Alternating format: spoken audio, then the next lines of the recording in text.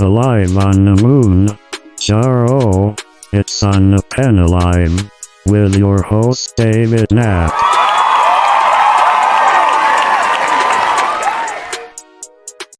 Thank you, Claptrap. Happy Thursday night. How y'all doing tonight? I'm Dave Knapp, man of the Manjaro. That's why I'm here. You're on the pen.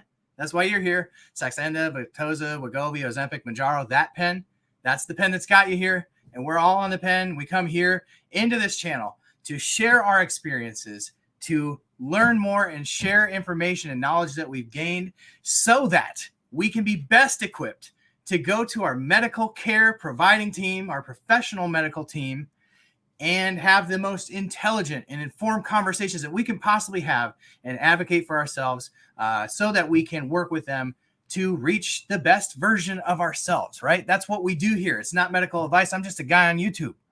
But hopefully the conversations that we have here tonight will empower you to have the conversations that you need to have with your doctor. How y'all doing tonight? It's so good to be here. Every week I look forward to this night, Thursday night. If you are enjoying yourself tonight, if you've enjoyed On the Pen Live, if you've been here before, put it in a chat. Let us know. It is so good to be with you all. If you've been here before, you know we've got a little bit of a rhythm and a routine to this show.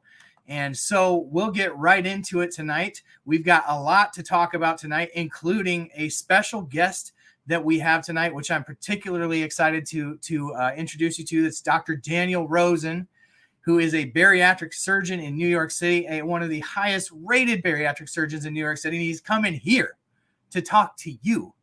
And so we're so excited to have Dr. Rosen. He's so kind to give some of his time to the stream tonight. And so excited for that. So we're not going to waste a whole lot of time. We're going to get right into the first segment of our show, which is just a little housekeeping. Housekeeping. You want mint for pillow? So housekeeping is just the part of the night where we talk about the channel. We talk about what's going on. A little bit to talk about tonight, kind of a mixture of what's going on in the channel and a mixture of what's going on in my life. Just a few things that I wanted to share with you all tonight. First of all, you got to know that the biggest super chat of the night gets to choose where I plop that injection tonight. So as always, biggest super chat of the night gets to choose which approved spot I get to inject the Manjaro pen in tonight. So that's nothing new. But what is new is we've got some new members here this week, and it's always good to be able to welcome the new members to the channel by name. So Elmo, Blessed, David Martin, Razy Joe, Deborah, Carrie, Raina, welcome. Thank you for becoming a channel member and supporting the channel with your money, right? So that's kind of what keeps this thing going, keeps me being able to justify the exorbitant amount of time I put into this hobby.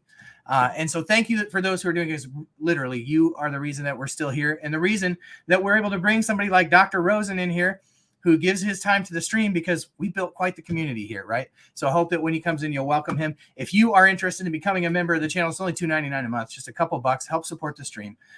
You can click the link in the description of this video. It'll take you right there, pull it up, real easy to do. Thank you for those who are doing that. No pressure. Nobody ever has any expectation of you doing this, especially me, but it's always appreciated. So thank you for those who are members tonight. And thank you for those who became members this week. So we talked about how we have Dr. Daniel Rosen on tonight. I'm really excited. 2 weeks from tonight, we've got Lee Fitzen. Lee Fitzen is a creator over on TikTok as well. And Lee, such a good dude, just one of those guys that, you know, I've never met him in person, but just by watching his videos, you can tell he's just a good human. So I'm excited to meet Lee. Lee was actually just on a panel for Oprah. He got Oprah'd. So he's Oprah famous now. So Lee's going to come on the channel. He's going to talk to us a little bit about that. And we've got a commitment, pseudo commitment from Dr. Spencer Nadolski to come on. We just got to get a time lined up with him. So that's super exciting as well. So lots of exciting things happening on the channel. Super exciting to be able to bring you that information. And yeah, so one of the things that I wanted to share with you is just a little personal win. So like y'all know, if you've followed my story for long enough, you know that I am a slower loser of the weight on Manjaro. You know, it's as a content creator, I've got, 4,500 people over here on YouTube that I interact with, another almost 8,000 over on TikTok that I interact with. I interact with a lot of people on this medication. And so just anecdotally, I know that I lose weight a lot slower, and it hit, Mounjaro hits different for me than it does for most people. I think a lot of that is due to the fact that I'm a type 2 diabetic, and the clinical trials for not only Manjaro, but across the board with GLP-1 show that if you are a type 2 diabetic, you're probably a slower loser on these GLP-1s, and that's okay. So one of the things that I'm always working on and always encouraging those of you who are in the same camp as I am to refocus your mind. If you're involved in social media, if you're actively engaged in social media, one of the biggest traps that you can fall into is this comparison game, right? And a lot of people say, well, don't compare. But we do. That's kind of human nature, is to compare ourselves to those around us. One of the things that I try to do is just refocus my brain, rewire my brain, that when I go down that thought train, I try to find something to be grateful for. One of the things that I could be grateful for is just the fact that I have access to this medication. As a type 2 diabetic, I have access to a medication that allows me to eat normal people food, normal people portions, and feel normal people full. That is an absolute gift for somebody like me who has not only struggled with my weight my entire adult life, but struggled now for the last couple of years with type 2 diabetes. That's a huge, huge gift. But as I was scrolling through, actually it was, if you have an iPhone, how you can kind of get little pictures that pop up in your memories. So we have a local fair that happens in my city every year. Being an Iowa boy, you got to love the name of this. This fair is called Cattle Congress, and it is exactly what it sounds like. There's like cow senators and cow congressmen, and they come and they vote on all the things that bovines have to deal with. They fight bovine injustice. None of that actually happens, but it is a place where they bring lots of cattle, right?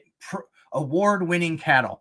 So, just think it's this beautiful mixture of cow manure and Tom Thumb donuts and carnival rides. It's very Iowa. Anyway, so one of the things that the local schools do is they do like little field trips. So I got to go with my son on a field trip last year. Now, this was about a month, a little over a month before I started my Manjaro journey. So this is a cropped picture, right, of me standing next to the cattle. And I just thought, wow, who is that guy? I barely, because I pull up this picture, like scrolling through, and it's got all my little videos are in my camera roll. And I look at that and I go, who is that guy? So 30 pounds, for me was a pretty big jump. Just from, just the weight off my face. And I think especially for somebody who's struggled with sleep apnea, like if you just look at all that weight that's come off of, I think all 30 pounds were lost in my face and neck, which is probably pretty good for somebody who deals with sleep apnea. So really want Dr. Rosen said, wow, you got a neck. I got a neck. It's in there. So yeah, it really was just kind of a profound moment to look back and go, whoa. 30 pounds doesn't sound like a lot when you're comparing it to people who have lost 100 or 150. And really, I probably got a good another 80 pounds to go before I, would feel that that's the weight that I'd be comfortable at. But anyways, you got to take the wins where you can get them, right? So I was really happy to see that, and I wanted to share it all with you. Another thing that I've done this week, over the past couple of weeks, is I've started some resistance training. When I first started Manjaro, a lot of people, so if you make videos or content on here, there's always the naysayers. There's always the people that are coming in and comparing GLP-1s to fen-phen, or, just sometimes it's ignorance, sometimes it's just people being mean, and sometimes it's just lack of education, right? And I think that's something that we're trying to combat here and educate people on, is to be able to tell people, especially those who care about us, right? Because a lot of people that we love, people that love us and have really good intentions, hear that we're on a GLP-1 for weight loss, and that's immediately where a lot of their minds go. So a lot of this is about just educating the people around us about how, as somebody who struggles with obesity or metabolic disorder, your gut is often dysregulated in the hormones that it makes. And what these GLP-1 medications do is they just help you to make more of these hormones that help you get over the hump metabolically. And so not stimulants, not fen-phen, not the things that people are used to, hearing about and getting concerned about. So one of the things that we try to educate on this channel about. So one of the things that I've become increasingly a little bit more concerned is just making sure that I get good resistance training in to preserve muscle mass. I've done a really good job eating protein, but the main thing I want to do is, as a young, healthy guy, I've always been more muscular, on the muscular side. And I don't want to compromise that. So in addition to, making sure I'm hitting a good amount of protein every day, and prioritizing that in my diet, I'm also doing some resistance training. And then I found out, I've also shared how life has gotten a little crazy. My wife has taken a job outside the home for the first time in 10 years. So our oldest is 9. So she left the workforce when she was pregnant with our first. As the Lord would have it in his plan, they're all in school this year together at the same school. My wife is teaching there, where she had been homeschooling them prior to. So just a big change for our family to go from the slower pace of a homeschool home to all 4 kids from ages 3 all the way up to 9 are getting up at 6 a.m. and we're rounding up the troops, getting lunch. It's just been chaos. But I have found this little pocket of time that the house empties out. It's completely empty. And I have a good hour and 15 minutes until I need to be at work. So I have taken that time. I don't get it absolutely every day, but most of the days a week I do. I've filled that with a walk around the neighborhood. Just a way to get moving in the morning, because as somebody who sits at a desk all day, it's just another pocket of time. So finding those areas in your life where you can just fold in some healthy habits. This doesn't have to be CrossFit. This doesn't have to be Orange Theory. And I've shared on this channel how my exercise has oftentimes been as extreme and erratic as my diet, right? I'm either on an extreme diet for 3 months and then off for 9, or I'm on an extreme exercise program and then I'm sitting on my butt for 9 months. This is the pattern of life, because everything has to be so extreme. And that's one of the gifts of these GLP-1s, is it allows you to just step back, develop healthy habits. So lifting and walking, those are a couple of things that I've folded into my life recently that, is new and completely sustainable.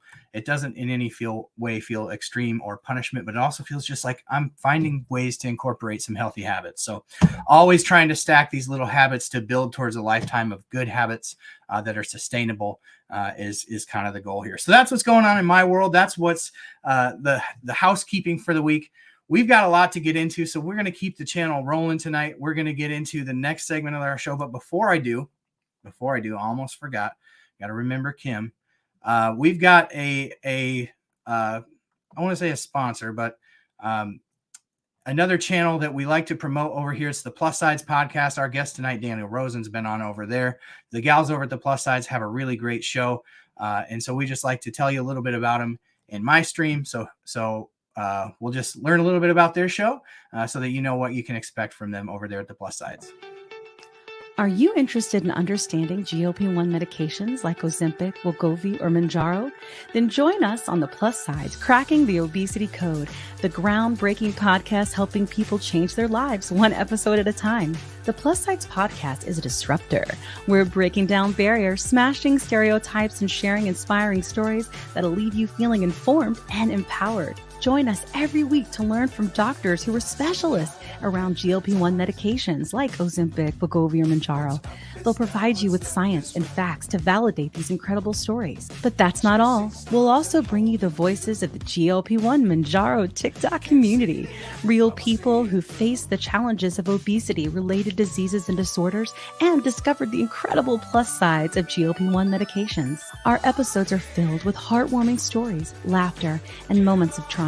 You'll connect with our amazing community members who are reclaiming their health and experiencing their fullest lives. Are you ready to embark on a journey of discovery and empowerment? Tune in to the Plus Sides, Cracking the Obesity Code, and together we'll change the narrative around obesity and end the stigma.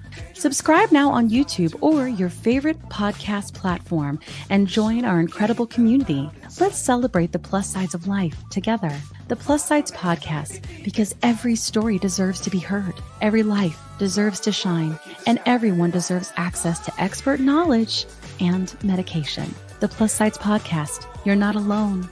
It's not your fault. The ladies over at the Plus Sides have been big advocates of Man of the Manjaro, and the Man of the Manjaro is a big advocate of the gals over at the Plus Sides.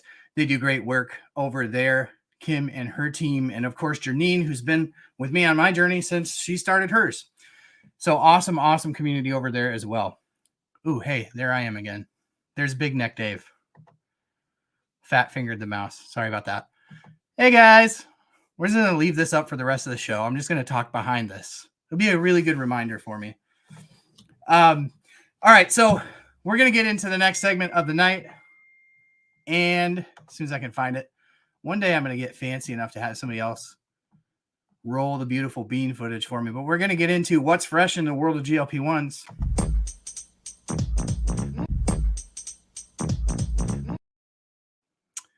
So, hat tip tonight to my guys, 3 in particular, Sue the Dude, Matthew, and Billy over on my Facebook group. I've got a Facebook group. It's called On the Pen with Dave Knapp, or On the Pen with Manjaro. On the Pen with something. Find us over there. It's a really great group. Lots of good information shared over there. I don't even really have to do research to make content anymore because people just send it to me, which is really nice because it helps save me some time. Really big news. And so especially a hat tip to Sue the Dude and Matthew, because they've been talking about this for probably 3 or 4 months, right? And now it's like news articles about it. And I think even Dr. Rosen, I think maybe I caught that he made a video about this today or yesterday. But really what the story focuses around is how the proliferation of weight loss with GLP-1s trickles down and affects really larger parts of the economy. So we've talked on this channel about this a little bit, but what's really interesting is to think of, so you think about all these people who are now being able to control or get their obesity under control, in some cases in remission, if you want to call it that, but they're being able to better control their impulses as it relates to things like fast food or addictive behaviors like drinking excessive amounts of alcohol. And you think about how what the trickle down effects into the rest of the economy are. And so, you know, I've always known that certain parts of the media have a vested interest in beating these medications down. But I think that this is part of the thing that we have to watch, is that now we have significant sectors of the economy who are going to glom on to the stories that make GLP-1s look bad. And so what we have to do is continue to combat the narratives that will be going around about GLP-1s and do go around with the right information. And that's why we make sure to have people like Dr. Daniel Rosen on tonight. Dr. Rosen come in and share his position from the medical perspective on these medications and answer questions so that we can be equipped to deal with the aftermath of the stories that come out that make the people around us concerned for us, even if it's genuine concern. We do need to help educate. And so that's what part of the show is about. And so just really interesting way to be Sue the Dude and Matthew. You're way out ahead of this. You've been talking about this for a long time, about how this could affect fast food, about how it could affect, prepackaged and highly processed food industry, you know, the stuff that's just easy to eat, densely caloric, easy to eat, easy to overeat foods. And then, of course, alcohol. And there's, you know, perhaps we can talk about this with Dr. Rosen a little bit, but the studies that are going on with GLP-1s and how they're potentially going to be able to be used to treat certain types of addictions. So awesome. Guys, thanks for sharing that. We're going to get into not necessarily fake news, but every Thursday night on the show, we take out the trash. We talk about the trashy topics about GLP-1, whether it's fake news or just news that's not that great. And doing this segment always reminds me to physically take out my trash because Friday morning is trash day.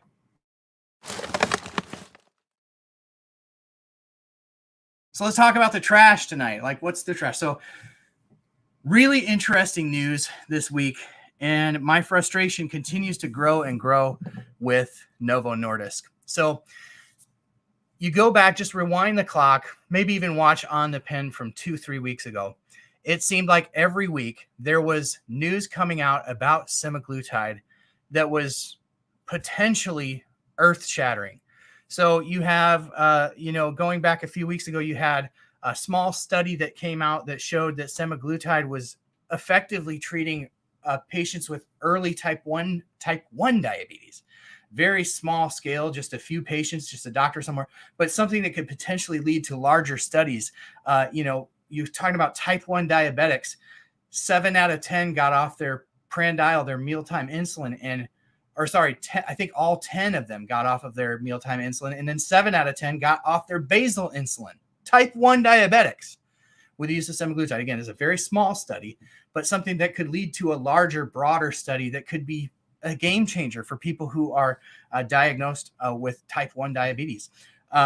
You have the other news coming out about folks with heart failure and the reduction of events like heart attack and stroke in people who were treated with the higher doses of semaglutide. Just amazing news, right? So you have all this groundbreaking news, or potentially groundbreaking news, exciting news coming out about semaglutide. And what do you have happening at Novo Nordisk? You have a major shortage of Wegovy, shortages of the starter doses of the medication. So if you're just looking to get on it, those doses shortages have been extended pretty much into perpetuity at this point. They were supposed to go through September. Now it's unknown when they'll be available again. Shortly thereafter, the bad news just kept piling on. You get news breaks last week that they have had some issues at some plants in the United States keeping the medicine pure and clean. Prior to that, it had only been overseas that they were dealing with that issue. Well, it came out this week, and unfortunately so, that one of their plants in North Carolina struggling to keep a bacteria out of the medication. This goes back a couple years. So the actual issues with the medication was a couple years ago, but with recent inspections, the FDA found that they were lacking in their ability to test adequately for it and find out where it was coming from. And this particular bacteria strain was resistant to antibiotics. So this is a potentially huge deal. Shut down a factory. They're doing things to try to mitigate that. They brought on Thermo Fisher to come in and help with the manufacturing of these pens. But I got to tell you, it's an absolute mess. And it's astounding to think that a company like Novo Nordisk, who had to have a really strong inkling that all this great news was going to be breaking about semaglutide, they put millions of dollars into these studies, to have this good news, to build this hype, and then, to stub your toe so bad at the supply issue of the medication is just very, very frustrating. And I think what my big concern is, you have Manjaro, Tirzepatide, I should say. Tirzepatide is knocking on the door of the FDA approval for chronic weight management. If you follow the semaglutide track, Novo Nordisk in December used in December of, I think it was 21. I might be getting the years incorrect, but in December of 21, Novo Nordisk used a priority review voucher with the FDA to get it fast track approved. It took 6 months from the time that they submitted that application to the time that it was approved. So if you go with Manjaro, we know from the conference calls that we cover on this channel that Tirzepatide was submitted to the FDA in May. So you just count 6 months from there. We could potentially be looking at an approval in November, right? What is going to happen to all these people who can't get Wegovy? I mean, just draw a line, right? With all the great things that Eli Lilly has done to bring on additional manufacturing, supposed to be able to double their capacity by the end of the year. They've been talking about this on all their conference calls. In addition to bringing more and more plants online and being creative in that they're opening these factories, but typically when you open a factory, it's opened all at once and all the manufacturing lines go online at the same time. They're actually opening line by line in one of these factories. So they're slowly bringing on capacity. You don't have to wait for the whole building to get done. So the FDA is working with them. They're doing so much different presentations of the medication to try to hedge off potential issues with supply chain with the pens. You've got the vials, the single dose vials. You've got the which were approved by the FDA about a month or two ago, the news that I broke, I don't know, like a month ago. And then you've got the adjustable pens. Like they're doing so much to try to get out ahead of the demand, but there's no way they can keep up with the demand of people who can't get their Wegovy, right? So this is brewing up another storm for Eli Lilly in the rollout of this new medication, and I just don't like where it's going. And so, hopefully the Novo can move mountains and get these companies like Thermo Fisher online quick to be able to help them manufacture these pens, but I am not feeling super confident about it. So one of the things that you can do right now is you can be working with your doctor to try to plan for that. You know, your insurance is only going to let you fill a 3-month script at a time. But my recommendation would be to, if you're on a dose that you're going to be on for a while, talk to your doctor about getting that 3-month script. If that's right for you, you just have a little bit of safety knowing that you're good for the next 3 months. But you've got to be advocating for yourself with your medical provider to stay out ahead of this, because I think it's going to be a big deal. And I hate bringing bad news. One of these days, you know, there's going to be, you know, like looking forward to like June of next year when we're going to have liraglutide in a generic form. That'll be really great for the supply. It'll ease off some of the pressure on Eli Lilly and Novo Nordisk. Well, Novo Nordisk makes it, but with the generic versions coming out from other manufacturers, hopefully lift some of that burden off of them. So that's not necessarily fake news, but it's kind of crappy news. So hopefully they can get that figured out. I don't want to waste any more time because I know what you're all here for. You're all here for tonight's Hot Channel. I am so excited for our special guest tonight. So excited that Dr. Rosen has been generous enough with his time to give some of it to us tonight. I'm going to bring him in. We're going to have a great conversation about what he does. So if you don't know Dr. Rosen, he is a creator over on TikTok and on Instagram. You can find him at Dr. as in Dr. Daniel Rosen. You can find him over on TikTok and Instagram under that name. I think he's even got a YouTube channel over here. But those are where he's active at, right? And so if you don't know him, he's a top New York City medical weight loss doctor and is a practicing bariatric and laparoscopic surgeon. And as a medical expert, he's appeared on Netflix, right? Netflix is My Unorthodox Life, and recently was on a guest on the Rosie O'Donnell podcast, Onward. And tonight, he is on the pen, and we're so excited that he's given some of his time to the channel tonight. We are thrilled to bring in tonight's Hot Channel. Hot Channel.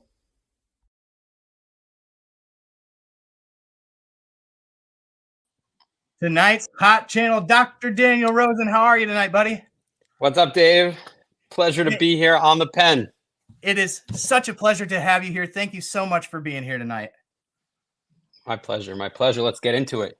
Let's get into it. So much to talk about. I mean, we could go off in 100 directions, but one of the things that kind of jumps out to me right away, Dr. Rosen, is I want to know how a guy like you gets into the profession that you're in. Like, where'd your passion come from? Great question. Great question. You know, you get a lot of delayed processes and thoughts when you go into medicine, because you got to do college, and then you got to do 4 years of medical school, and then you got to do residency, which can go anywhere from 4 to 9 years. I did 7 years. And in the 5th year of those 7 years, I worked with this really talented surgeon, a really gifted guy, incredible hands, we say in the business.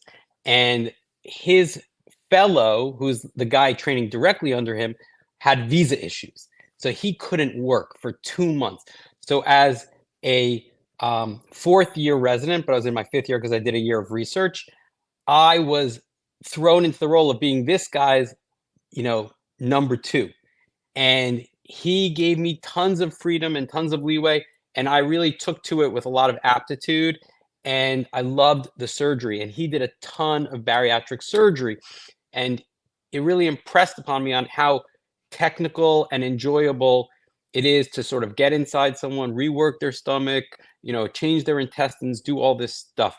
But it wasn't until I dedicated my life to it as an attending surgeon in my profession that I got to experience the journey that patients went on. And so originally it was the technical love of the surgery, but as a practicing doctor, it was to get to meet these people, to get to go on this journey with them, to see who they were, to get to know them before surgery, because it takes a long time before you can get on the table, and to see who they were as people, and then to watch that person emerge in some ways from the body that was encasing them and holding them in and holding them back.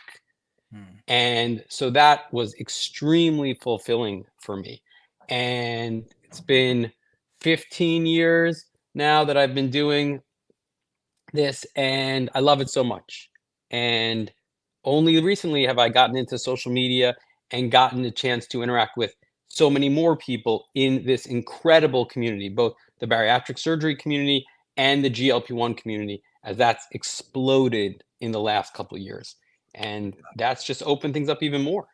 Absolutely. And I think there's so many folks who come into my lives or leave a comment on the channel that there's overlap, right? They're either on a GLP-1 in preparation to getting down to an operable weight, if that's the right term, or Totally. or they were previously operated on and they're using it for maintenance, or they gained some weight back and they're using the GLP-1s to do that. Is that kind of how you're experiencing it, or how you're using GLP-1s in your practice?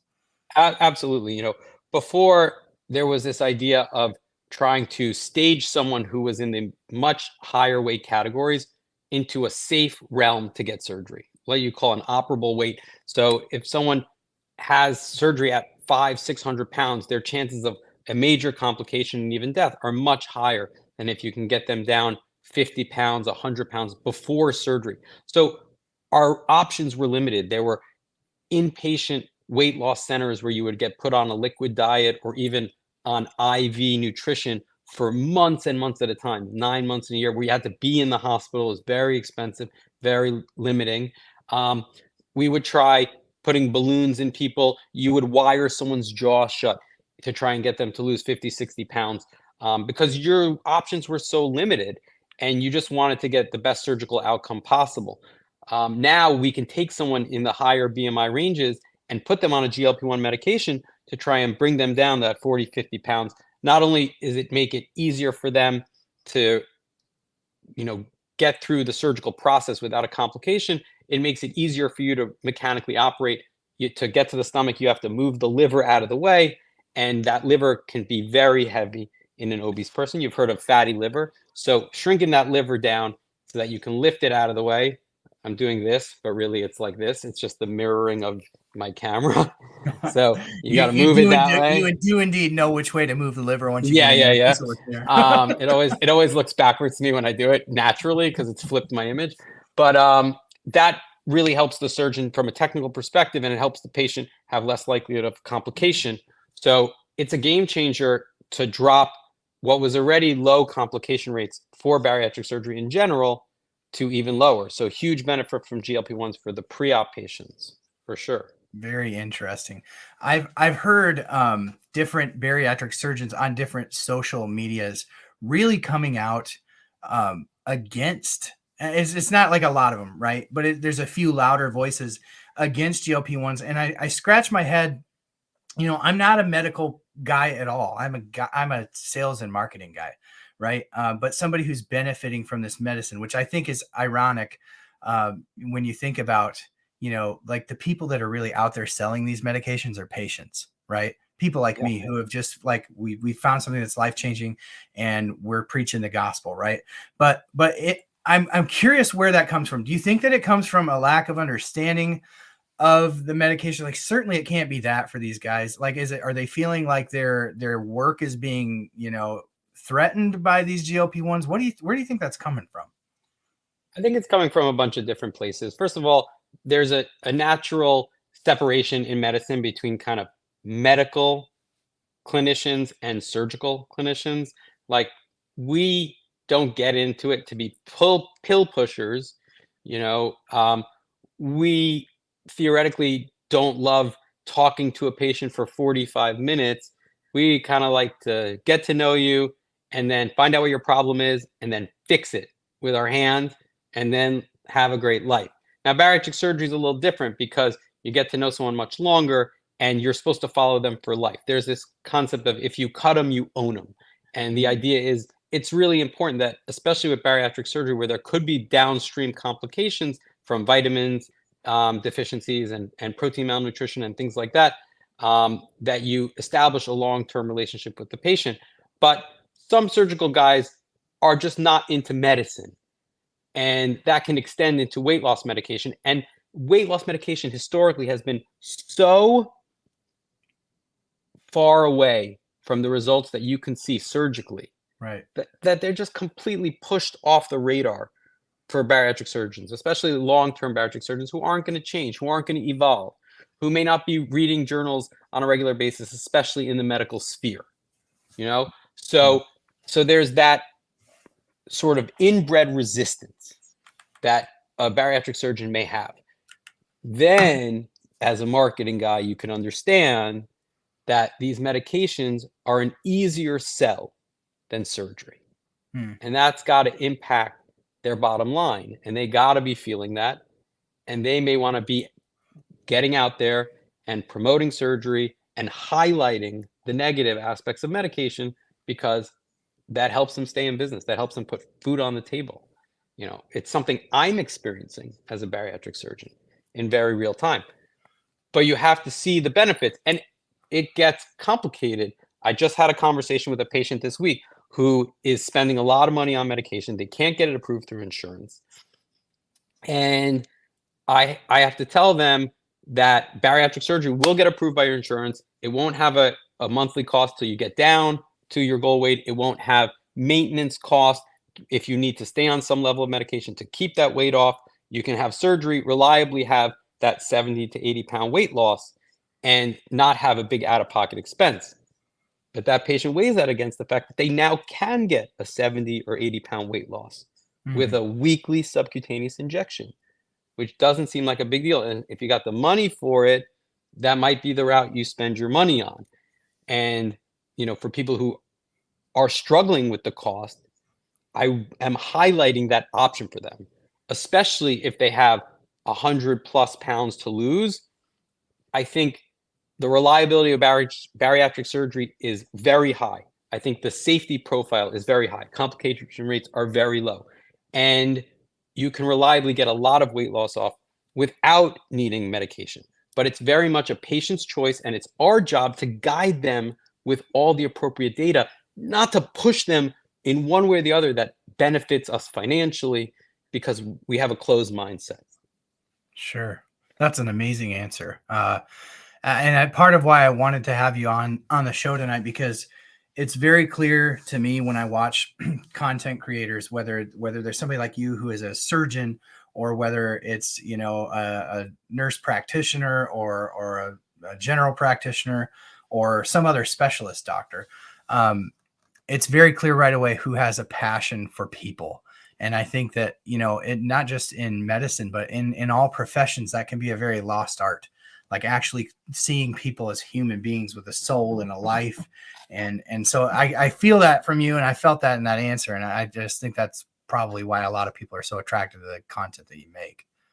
Oh, thank you. I would like to touch real quick on, you talked about it for post-op patients. Yeah. That I don't want to ignore that. I use it every day in my practice, not just on patients who want to lose 15, 20 pounds, not just on patients who need to lose 100 plus pounds, but don't want to go on a surgical route, but on post-op patients. There is nothing more scary than to have gone through a surgery, been successful, lost 80, 100, 150 pounds, and then see that weight start to come on. And to have this medication that you can introduce to a patient instead of a revisional surgery, or instead of, hey, lady, we've done everything we can, you're on your own, diet and exercise, you know, the same old spiel. To have this medication, which can really jumpstart their weight loss again, reverse that weight regain that they are petrified of, is amazing in the tool belt of the bariatric surgeon. Absolutely. Absolutely. And I can just think of anecdotes in my own life of people that I've known who have had weight loss surgery, who have maybe over time gained it back, in the comments that I've heard, you know, just from different people. Like, my gosh, there's just such a long way to go with having compassion towards people who deal with obesity. And I can't imagine the hopeless feeling that must be for somebody who goes to the extreme of having, you know, their insides rerouted so that they can try to put a disease into remission, right? And then to fight through it and fight just to have it succumb. So to have that is just an amazing thing. I know, and to be blamed as a failure, right? Yeah, to be absolutely. looked at.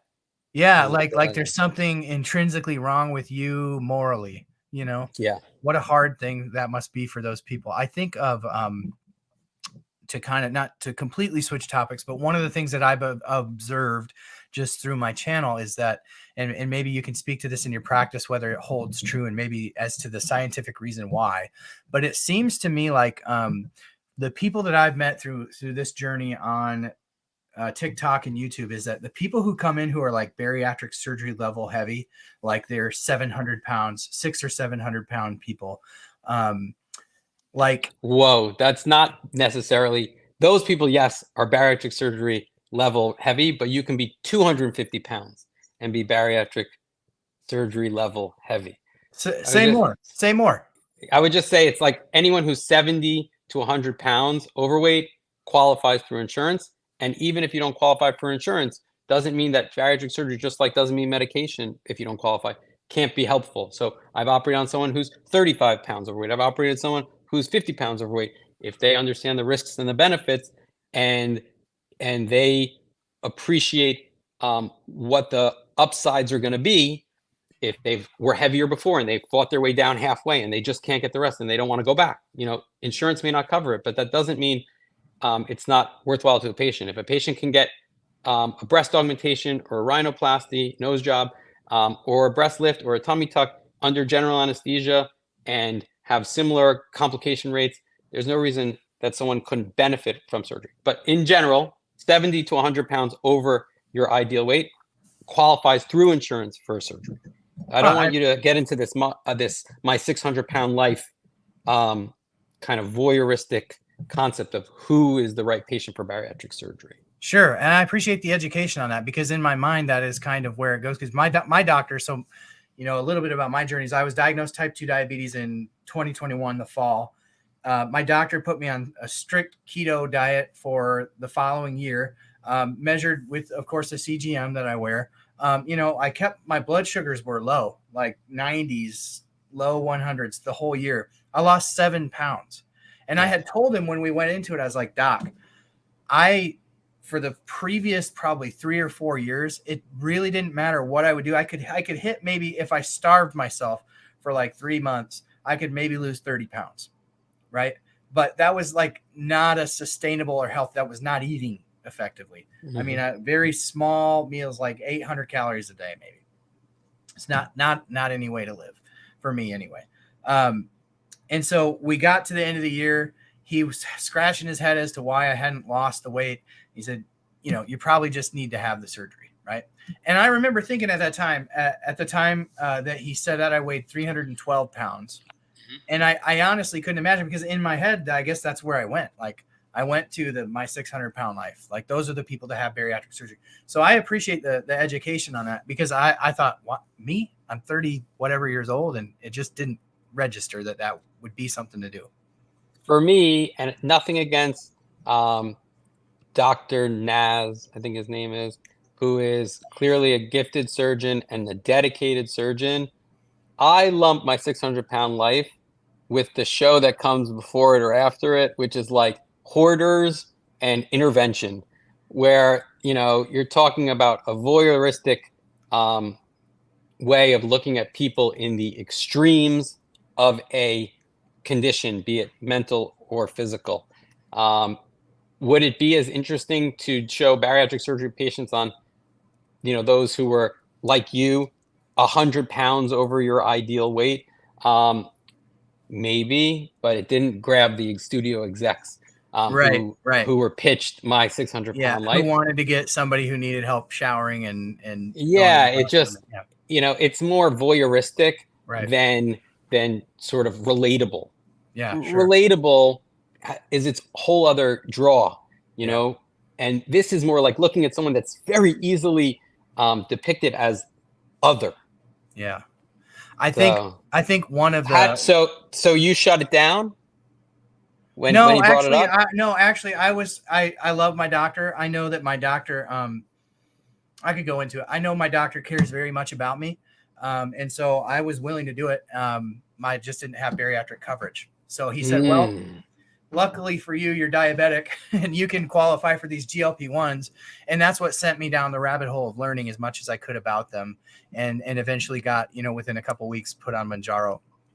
One of the things, so what kind of brought this conversation up for me is that when I think about my friends that I've met on this journey who did weigh 600 pounds, or even one of my friends was up 700 pounds. Like he couldn't even, I don't even think he could weigh himself. He was just guessing, and that's about where he was.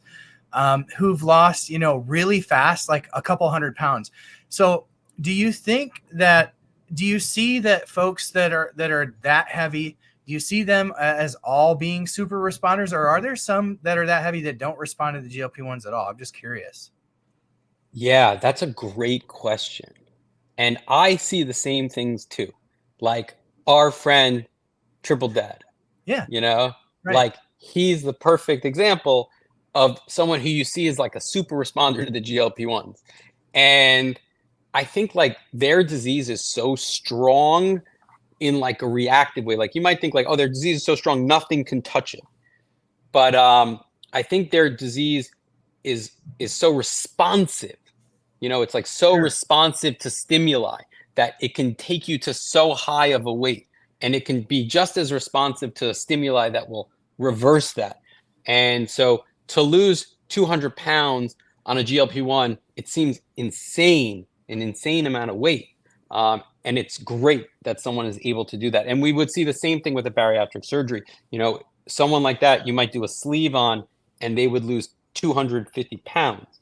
Whereas if you did a sleeve on someone who was 100 pounds overweight, they might lose 60 pounds. But the thing you have to think about there is that the person who's 100 pounds overweight who loses 60 pounds, they've lost 60% of their excess weight. Whereas someone who is 700 pounds, they might be 450, 500 pounds over their ideal weight. And so if they only lose 200 pounds, that's 40% of their excess weight. So the bigger you get, the bigger your response is, but the bigger response you need. Sure. So it's interesting that you might think that they're such aggressive weight gainers from their disease perspective that these things wouldn't touch them. They do touch them in dramatic ways, but I'm not sure that the percent weight loss ever reaches someone who doesn't get that heavy. So you have to look at them in those two ways. Total weight loss is impressive, but right. Percent weight loss, and if it stops working at 200 pounds and they still have 250, 300 extra pounds to go, it's been a huge benefit, but there's a limit to that benefit because Sure. their disease is so strong. So it's not, I don't know that they can keep it going for a long time. Eventually they usually hit a wall.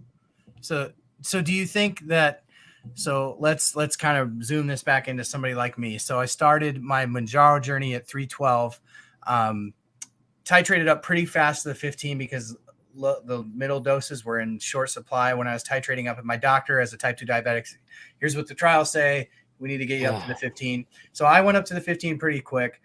After a couple months, I hit 30-pound weight loss it was November to, let's say, April-ish. I was down 30 pounds. As we sit here today, that's what I'm down, 30 pounds. So I had to go off the 15 and back to the 5 and slowly work back up because I was getting really bad migraines. And so I've tried to slow the doses and do them like as long as it's controlling my sugars, to kind of slowly go through the doses so that maybe that's not such a shock. So currently on the 12.5, this is my second month of the 12.5 dose. Did you gain weight on the drop down? So when I went to the 5, initially I just went back from the 15 to the 12.5 to see if that helped. And I only did that for a couple of weeks and it didn't. So then I'm going to go back to the 5 and I'm just going to move up slow. So when I went on the 5 that month, I gained 8 pounds back. I didn't change any behaviors, but I gained 8 pounds back, which plays into a question somebody had of, do you have to be on these for life? And I think for most people, obesity is a chronic condition, a chronic disease, which requires chronic treatment. But I think so when I get back to the 15, I know that when I was on the 15 for like the last 2 months, I seem to have maxed out what it could do for me. I mean, it wasn't doing, even today at the 12.5, I might get a day of actual appetite suppression out of it, but I've never gotten the amount of suppression that I come in here and people say, I can't possibly look at food. I've eaten 3 pieces of bread in 3 days. That's never been me. maybe not able to eat quite as much at a meal for a day or two after I take the medication. And then I really don't feel like I have it in me at all. So I don't know what might be medically behind that other than being diabetic? Yeah, diabetic individuals respond less robustly to GLP-1 medications. We know that. That being said, I think it's unfortunate that the middle doses weren't available, because I think you missed the opportunity to lose weight on the ramp up, what I call the rungs of the ladder. Yeah. You don't want to blaze through the ladder so quick, because then you're at the very top of the ladder and you have nowhere to go. And you didn't necessarily get all the benefit from each step up that ladder.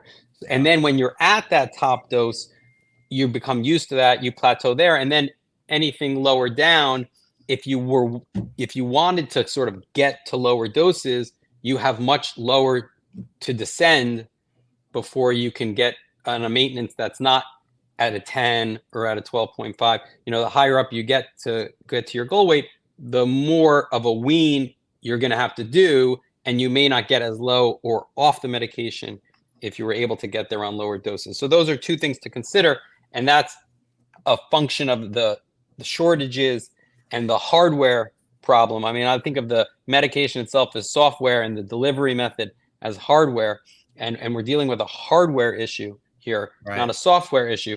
So I think it's a function of the diabetes. I think it's a function of the fast ramp up on the rungs of the ladder.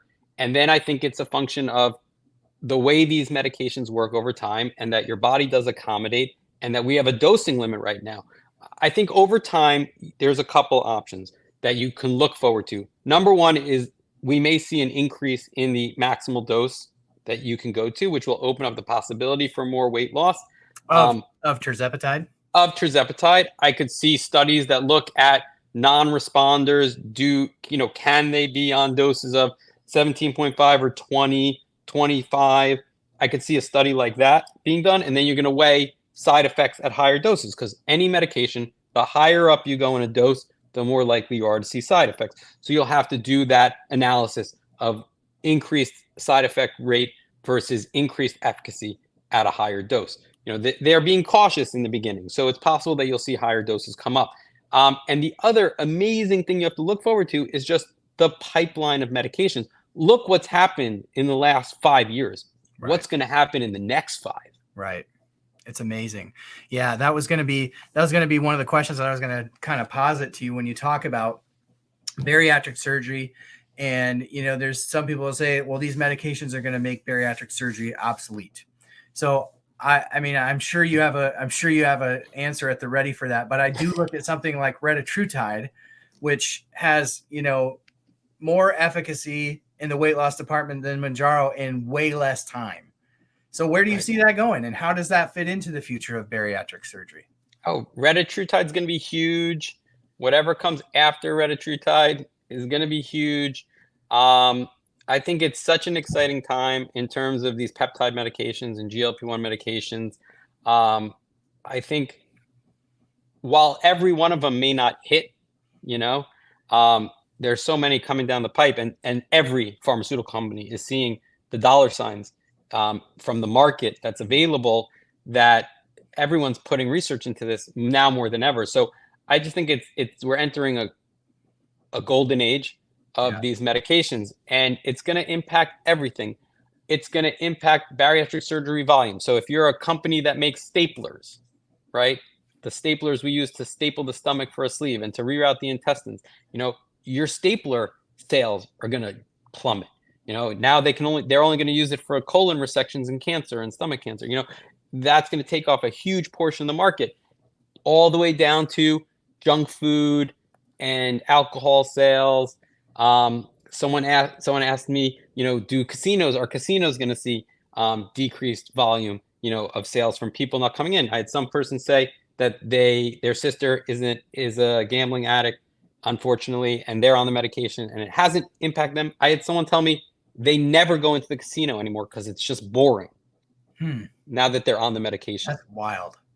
And I was like, great. So you're paying the price, you're gaining the money you're spending on the meds back on that. So it's going to impact society. And if we're just now starting to see it, what if the supply is not throttled down. And, and what if because of competition, access improves, prices come down, and access broadens? Who isn't going to be on this medication? Don't fool yourself. Being 20 pounds overweight is no fun. And while you may not necessarily carry a medical diagnosis other than being overweight, and overweight is a medical diagnosis, by the way, your knees are improved by dropping 20 pounds. Like, it's not just going to be people who need to lose 70, 100 pounds. It's going to be anyone who would benefit from losing weight. And why should we be forced to have to muscle our way through when we can have help? There's nothing wrong with needing help, asking for help, getting help. No one gets a ribbon for walking across the US when a plane can take you there in 5 hours and get you there way more successfully. So I just think these medications are going to fundamentally change more in our society than we can even imagine right now. Sure. The domino effect is huge. Yeah. If you're a weight loss surgeon and you think like it's going to be business as usual, you're definitely in for a shock. At the same time, getting a lot of people on this medication over time will also result in a lot of people getting off this medication for whatever reason. And those people will gain weight and realize that medication for them is not the answer. And that may open up a whole other sector of society to consider bariatric surgery who wouldn't consider it before. Yeah, absolutely. I'm curious, and then I won't hold you much longer here, but I'm curious, and I think some people in the chat have kind of asked this question in different ways. But I'm curious for you, when you see a patient, knowing everything you know about GLP-1s, and what is kind of the criteria that you look at to determine this is a person who is a better candidate for bariatric surgery, or a better candidate for a GLP-1 to start, or maybe a better candidate to have a bariatric surgery up first and then maintain with GLP? How do you navigate that? Number one driver for me is a patient's place in life, a patient's mindset. Like, I never want to convince a patient to do something they don't want to do. And so my job is to guide them and to support them. So if they come to me saying, I want these meds, I'm like, great. Have you thought about bariatric surgery? Because it's an option. I know it sounds like a lot, but here's the data. You could expect to lose this amount. You won't need to be on any medication. Now, if you start to regain, it's always an option that we can use those medications, but this is an option for you. And at your weight, in my opinion, you have a better likelihood of losing, 80 pounds with surgery than with a GLP-1 medication. It doesn't mean GLP-1 medications won't be successful for you. We won't get a lot of weight off, but I just want you to think about it. Now, let's start those medications and let's see how you do. That's like, I'm planting the seed of another options. It's all about, we talk about in surgery presenting the risks, benefits, and alternatives. So I'm trying to introduce an effective alternative. If someone comes to me saying they want surgery, then I'm like, great, let's do surgery. That's what I do. You're a good candidate. Let's rock and roll. Would you benefit from these? If I feel that you would benefit from these medications to get 30, 40 pounds off before surgery, then I'm going to introduce the option of these medications. And then for patients who have had surgery, if a patient has a certain amount of weight regain, say 10% of what they've lost. If they've lost 100 and they've gained 10 pounds back, I might be like, hey, there's this medication. It will be really good. And if they don't want to be on medication, then I'll be like, let's have an appointment with our nutritionist. Let's focus on your physical activity. Can you start working with a personal trainer? Can you commit to 45 minutes 3 times a week? Have you seen a therapist to talk about your food issues and what's coming back and your cravings that are coming back and how to manage them? And then I'll make sure to see them 3 months later, 6 months later. And if that 10 turns into 20, then I'll be like, okay, we've tried everything we can outside of medication. Let's try medication, because the other alternative is if you keep gaining weight, we have to think about a revision surgery. and those come at increased complication risk. So that's how I approach it individually, getting to know the patient, understanding what their wants are, what their needs are, where their head is at, and how can I work with them to get them to achieve their healthcare goals. Awesome. Well, I really appreciate, I don't want to keep you hostage here because I know it's an hour later where you are. I'm sure you got an early morning. I so appreciate you joining me tonight for this late night chat. I know that the folks in the chat tonight have really appreciated you being here. I don't know if there's anything else that you want to say before you head out for the night. Just that it's an honor to be part of this community. I welcome all the engagement on all the social media channels. Let's keep it positive for the diabetics versus the non-diabetics on these medications, and the concern that someone's stealing medication from someone else. Let's not do like disease hierarchy. We'll wait out the shortages. We're all, human beings with souls. Just because I'm pushing GLP-1 medications for their benefits for all people doesn't mean that, my license needs to be reported or anything like that. We've seen that on the comment. So just all in all, it's such an honor to be part of this community. I'm so grateful to be alive during this time, to be able to treat people during this time, and let's keep it going. Let's just keep doing it. And I hope I get to come back on the show. There's so many more things that I want to and could ask you, so I hope that you will sometime. But for now, I'm just truly grateful that you've given your time. Make sure that you follow Dr. Rosen at Dr. Daniel Rosen on TikTok and Instagram. Excellent content. One of the most passionate medical providers in the community, giving his time freely to the stream. So thank you so much for being here tonight, and I hope that you have a great rest of your evening. Thanks so much. Thanks so much, Dave. Take care. Dr. Daniel Rosen at Dr. Daniel Rosen on TikTok and Instagram. Please, if you're not following Dr. Daniel Rosen, please make sure that you do. So generous of him, East Coaster, to give his time live tonight. I gave him the option to do a pre-recorded interview, and he chose to come on live tonight and be with you all. So please let Dr. Rosen in the chat know how much you appreciated him coming here. I can't tell you like how energizing it is for me to know that there are medical providers in the community who just get it, who get the struggle, and who are passionate about people as people first, people who are souls with lives and struggles, and not just a condition stamped on their forehead. So Dr. Rosen, an excellent human being, at Dr. Daniel Rosen on TikTok and Instagram, featured on a Netflix special. I can't remember what the name of it off the top of my head is, but then most recently on Rosie O'Donnell's podcast. Huge TikTok and Instagram account. Make sure that you go and follow him. Thank you to Dr. Rosen for being here tonight. What an excellent show.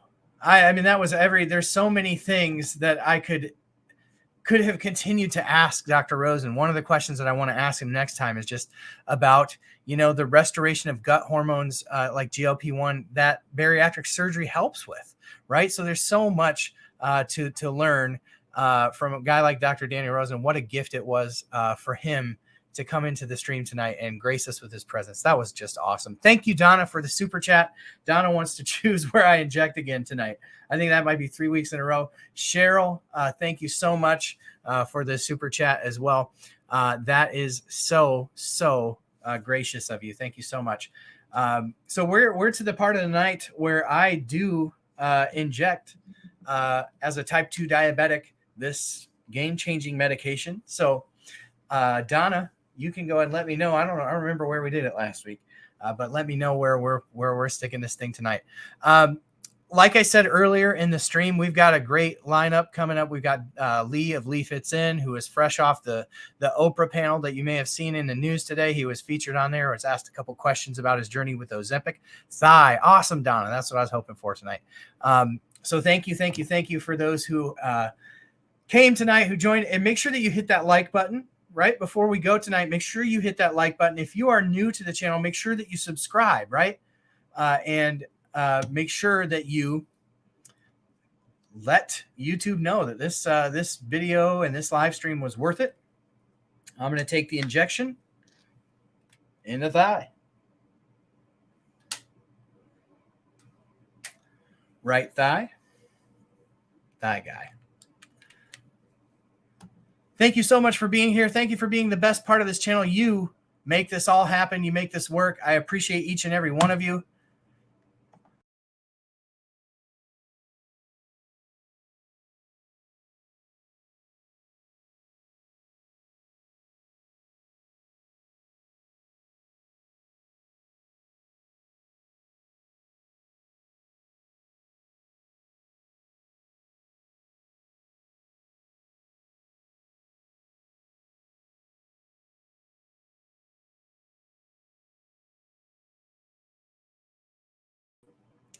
Lost you for a second. Sorry about that. I don't know if I'm still here. I took it, got it in the thigh. I'm not sure if y'all saw it or not, but thank you so much for being here. Make sure you hit that like before you go.